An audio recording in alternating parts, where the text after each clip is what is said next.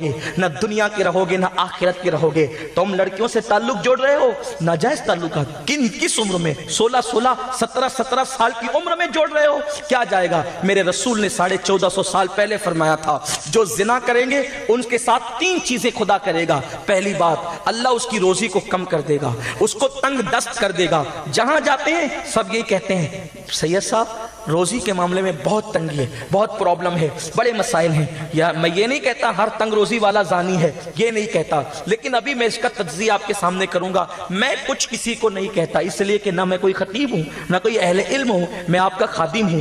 چیخ پکار کرنے کے لیے صرف اس لیے آتے ہیں کہ کتے کا کام اتنا ہے، اگر کسی چرواہے نے کتا پال رکھا ہے تو وہ کتے کا کام اتنا ہے، وہ بھیڑیوں کو جو ہے وہ ہینڈل نہیں کر سکتا، بھیڑیوں کی رکھوالی نہیں کر سکتا۔ وہ کیا کرتا ہے، جو شیر اور بھیڑ جو ہے، شیر اور بھیڑیے جو ہے ان بھیڑوں کو کھانے کے لیے آتے ہیں، تو بس اس کو اللہ نے ایک صلاحیت دی ہے ناک سے زیادہ سونگنے کی، تو وہ سونگ کر کے بھونکتا ہے، اور اس جو ہے وہ چرواہے سے وفا کی وجہ سے وہ بھیڑوں کو آگاہ کرتا ہے، اس راستے نہ جا، نہ تیری جان چلی جائے گی۔ تو وہ بھولی بھالی بھیڑیں جو ہے اتنا کرتی ہے کہ اس اپنے چرواہے کے پالتو کتے کی آواز پر وہ وہاں سے بھاگ کر کے اپنے مالک کی طرف، اپنے چرواہے کی طرف آ جاتی ہے اور ان کی جان بچ جاتی ہے۔ بس یہی کتے کا کام ہوتا ہے۔ کتا بول نہیں سکتا، کتا بھیڑوں کی جان بچا نہیں سکتا، لیکن کتا صرف بھونک سکتا ہے۔ رسول اللہ کے ٹکڑے کھا کر ہم بھی پل رہے ہیں، ہماری نسلیں پل رہی ہے، ہمارا گھر بار پل رہا ہے۔ خدا کی قسم کسی کے احسان کسی پہ ہوں گے، ہم پر تو رسول اللہ کا احسان ہے، اور صرف ہماری جانوں پر نہیں، ہماری ایک ایک سانس پر احسان ہے، ہمارے ایک ایک بال پر احسان ہے۔ عزتیں ملی ہے ان کی نالین کے صدقے، ورنہ لوگ عزت کے لیے در در کے بھکاری بن کر کے گھومتے ہیں، لیکن غلامان مصطفیٰ کی چوکھٹ پر عزت کنیز بن کر آتی ہے۔ یہ صرف نالین مصطفیٰ کی خیرات ہے، یہ صرف مصطفیٰ جان رحمت کی نسبتوں کی خیرات ہے۔ تو بس وفا کا تقاضا یہ ہے، ہم کسی کو نہیں بچا سکتے، ہم گناہ سے جب خود نہیں بچ سکتے تو کسی کو کیا بچا سکتے ہیں؟ دنیا کا کوئی انسان یہ دعویٰ نہیں کر سکتا کہ میں خود گناہ سے بچ سکتا ہوں، نہیں، جسے خدا کا کرم بچاتا ہے بس وہی گناہ سے بچ سکتا ہے، ورنہ کوئی گناہ سے نہیں بچ سکتا۔ اگر میرا اللہ چاہے تو مسجدوں کی زینت بننے والے شراب خانوں پہ نظر آئے، اور اگر میرا اللہ چاہے تو شراب میں ڈوب جانے والے مسجدوں کی زینت بن جائے۔ کیا آپ نے نہیں دیکھا بلعام و باعور کو کتا بنا دیا گیا، جہنم کا کتا، اور بشر حافی کو اپنے وقت کی ولایت کا تاجدار بنا دیا گیا۔ بشر کی پہلی زندگی کیا ہے؟ جنگل میں لوٹنے والا فضیل ابن عیاض غریب نواز کے پیروں کا پیر بن گیا۔ آخر وہ کون سا فیضان ہے جو فضیل کو ڈکیتی کے جنگل سے نکال کر مسند ارشاد پر متمکن کرتا ہے؟ وہ میرے اللہ کا کرم ہے، وہ میرے رب کی توفیق ہے۔ وہ کون سی طاقت ہے جو عبداللہ ابن مبارک کو افیئر کے معاملات سے نکال کر امام اعظم کی شاگردی کا شرف عطا کرتا ہے، اور امام اعظم جیسا اپنے وقت کا قطب الاقطاب کہتا ہے کہ قیامت کے دن اللہ مجھ سے پوچھے گا، نعمان تو دنیا سے کیا لایا ہے؟ تو میں عبداللہ ابن مبارک کو پیش کر دوں گا۔ وہ کون سی طاقت ہے جو ابن مبارک کو یہ منزل عطا کرتی ہے؟ وہ کون سی طاقت ہے؟ وہ میرے اللہ کا فیضان ہے، میرے رب کا کرم ہے۔ کوئی دعویٰ کر سکتا ہے؟ حضرت یوسف جیسا پیغمبر کہتا ہے، قرآن اس کو حکایتاً بیان کرتا ہے کہ میں اپنے نفس کو بے قصور نہیں کہتا۔ جب برات کی کا وقت آیا نا، جب مصر کی عورتوں نے حضرت یوسف کی برات کا اعلان کیا کہ یوسف تو پاک ہے، ہم ہی گندے تھے جو ان کو لبھاتے تھے، حضرت یوسف علیہ السلام نے اس وقت کہا میں اپنے نفس کو بے قصور نہیں کہتا۔ فرماتے ہیں نفس امارہ تو بہت برائیوں کی طرف لے جانے والا ہے، لیکن آگے قید لگائے الا ما رحم ربی، سبحان اللہ، مگر میرا رب جس کو بچا لے، اللہ جس پہ رحم کرے، تو کوئی اپنی پارسائی کا اعلان نہیں۔ اور یاد رکھنا جنہوں نے پارسائی کا اعلان کیا وہ مصیبت میں پھنسے ہیں، اس لیے اپنے آپ کو بہت پارسا نہ سمجھنا۔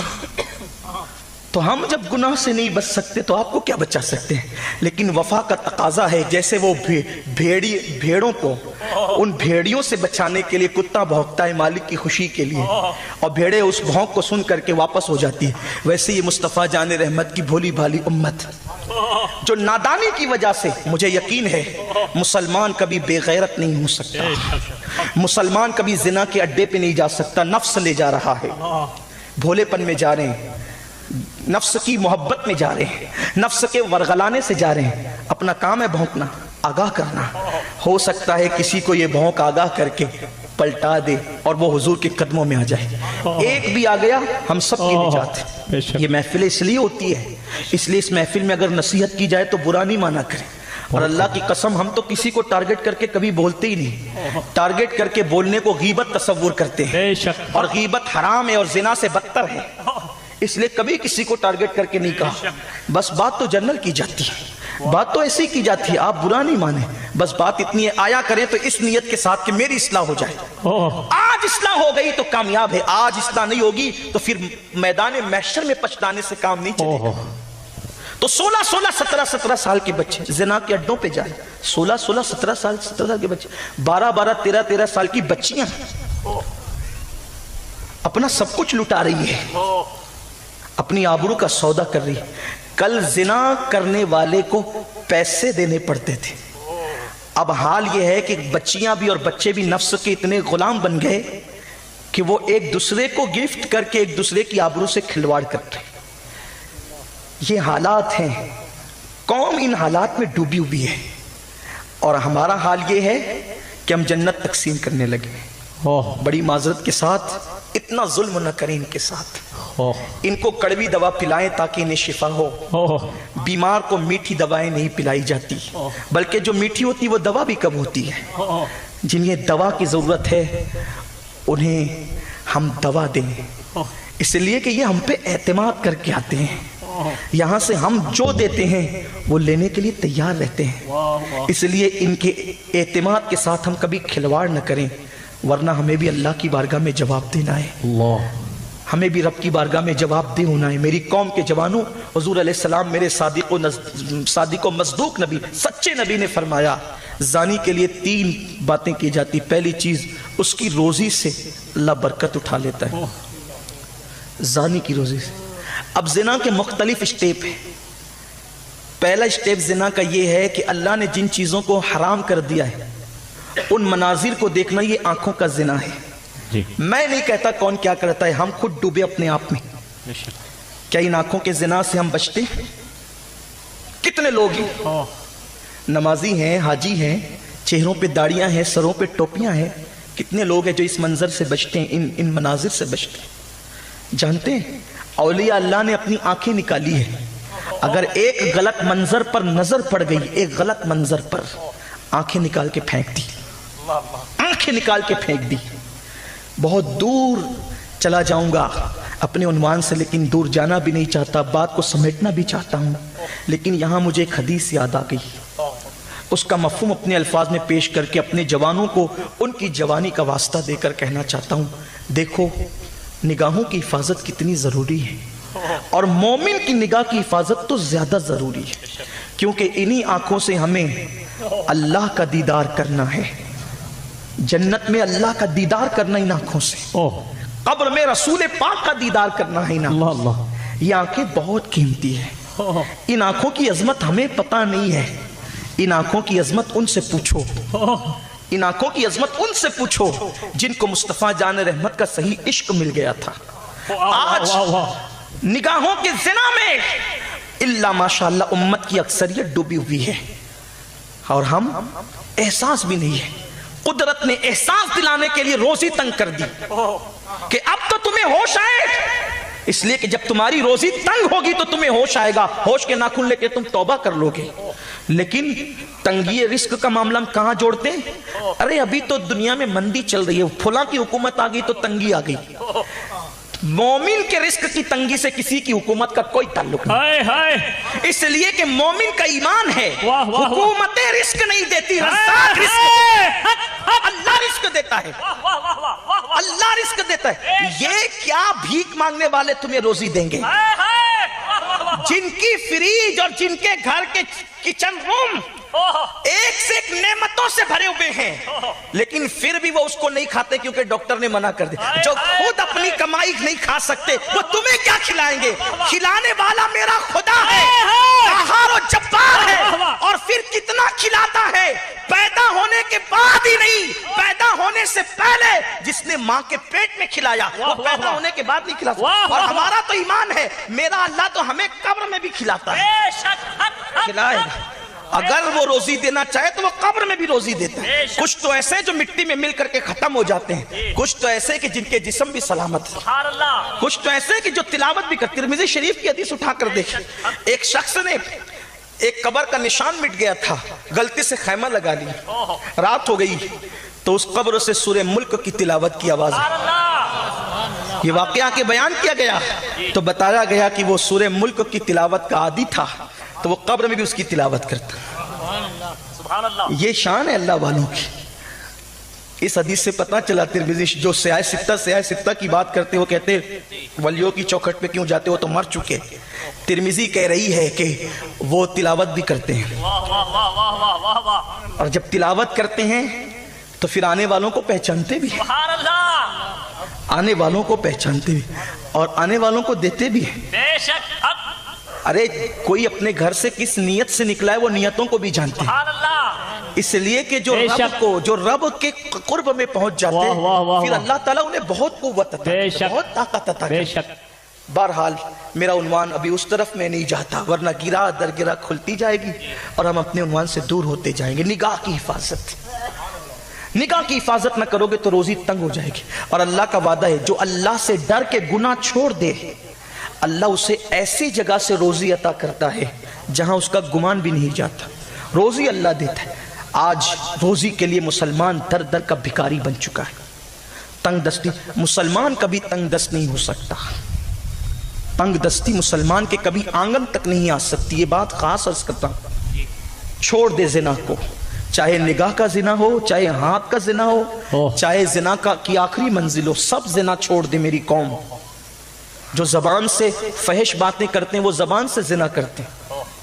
زنا باللسان ہے جو سیکس کی باتیں کرتے ہیں لذت لینے کے لیے, بیٹھتے ہیں نا گندی گندی باتیں رات کے 3-3 بجے تک. آخر یہ میں سوچتا ہوں یا اللہ اگر مجھ سے ملنے کوئی آدھے گھنٹے تک آ جائے تو دنیا کی بات کے معاملے میں میں اس کی آدھے گھنٹے تک اس کو کمپنی نہیں دے سکتا, میرے پاس مضمون ہی نہیں ہے وہ.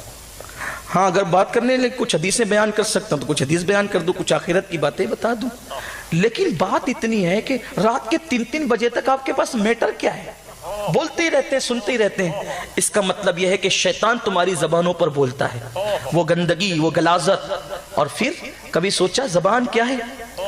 ایک ایک چیز انسان کے عضو, قدرت نے کیا بنایا زبان کو. کبھی سوچا تیری زبان انسان, تیری زبان کیا چیز؟ اللہ جب انسان کو ماں کے پیٹ میں رکھتا ہے تو جب انسان ماں کے پیٹ میں رہتا ہے تو اس وقت وہ ماں کا جو خون ہوتا ہے جو ہر مہینے جو ہے وہ نکل جاتا ہے جسم سے, لیکن جب بچہ پیٹ میں آتا ہے تو پھر وہ خون نکلتا نہیں ہے. وہ خون کیا ہوتا ہے؟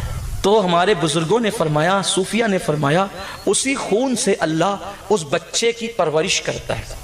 وہ خون نکلتا نہیں ہے تو پرورش ہوتی ہے, لیکن اس خون سے جو پرورش اللہ بچے کی کرتا ہے, جب بچہ پیدا ہوتا ہے تو ڈاکٹر بھی کہتے ہیں, سائنسداں بھی کہتے ہیں اور اطباء بھی کہتے ہیں, اور آپ نے بھی دیکھا ہوگا اس کی ناف میں ایک نلی ہوتی ہے جس کو ہم نال کہتے ہیں, نال. اللہ اس نال سے کھلاتا ہے اس خون کو. یا اللہ کھانے اور پینے کی جگہ تو زبان ہے, منہ سے تو دنیا میں کھلاتا اور پلاتا ہے, لیکن ماں کے پیٹ میں تو ناف سے کیوں کھلاتا ہے؟ تو قدرت کا منادی جواب دیتا ہے بندہ تجھے نہیں پتا میرے بندے کی زبان کتنی قیمتی ہے. وہ خون تھا, وہ خون تھا اور اس کی زبان سے وہ میرا اور میرے محبوب کا نام لینے والا تھا. تو میں نے اس خون کو اس کی زبان تک آنے نہیں دیا, اس کی زبان کی میں نے حفاظت کی, اس کو پاک رکھا, اس کی محفوظ رکھا, کیونکہ جو زبان دنیا میں جا کے محمد الرسول اللہ کہے گی, جو زبان نام محمد لے گی, اس کو خون سے گندی کیسے کر دوں؟ کھانا اس کی ضرورت تھی تو میں نے ناف سے کھلا دیا, زبان سے نہیں. قدرت تیری زبان کو اتنی طہارت عطا کرتا ہے اور تو زمین پر آ کر ماں بہن کی گالیاں دے کر تو اپنی زبان کو گندی کرتا ہے, غیبت سے تو اپنی زبان کو گندی کرتا ہے, چغلی کر کے اپنی زبان کو گندی کرتا ہے. کیا تھی تیری زبان؟ جب تک مسلمان کی زبان غیبت نہیں کرتی تھی یہ زبان جو کہہ دیتی تھی وہ ہو جاتا تھا. جب تک کی زبان کے اوپر حرام لقمہ نہیں آتا تھا مسلمان جو کہہ دیتا تھا ہو جاتا تھا. تیرے کہنے سے تقدیریں بدلتی تھی, تیرے کہنے سے تقدیریں بدلتی، تیرے کہنے سے حکومتیں بدلتی، تیرے کہنے سے لوگوں کی زندگیاں بدلتی تھی۔ مومن جو کہہ دیتا، بلکہ حضرت جلال الدین رومی کہتے ہیں کہ مومن کی زبان پہ خدا بولتا ہے، مومن کی زبان پہ خدا بولتا ہے، لیکن ہم نے زبان کو ایسا رہنے دیا۔ زبان، یہی زبان جھوٹ بولے، بات بات پہ جھوٹ بول رہی ہے۔ جھوٹ کیا ہے؟ جھوٹ کو تب گناہ سمجھا بھی نہیں جاتا، جبکہ میرے آقا فرماتے ہیں کہ مومن جھوٹ نہیں بول سکتا۔ حضور فرماتے ہیں مومن جھوٹ نہیں بول سکتا، جھوٹ بولے۔ ہمیں بہت بدلنا ہوگا، بدلتے ہوئے حالات میں اگر ہم نہ بدلے کچل دیے جائیں گے، کچل دیے جائیں گے، کوئی پناہ گاہ نہیں ہوگی، تباہ کر دیے جائیں گے، کوئی پوچھنے والا نہیں ہوگا۔ یار لوگ اتنے خود غرض ہے، جب لوگ اپنے سگے بھائی کی خیریت نہیں پوچھتے تو تمہاری خیریت پوچھنے کون آئے گا؟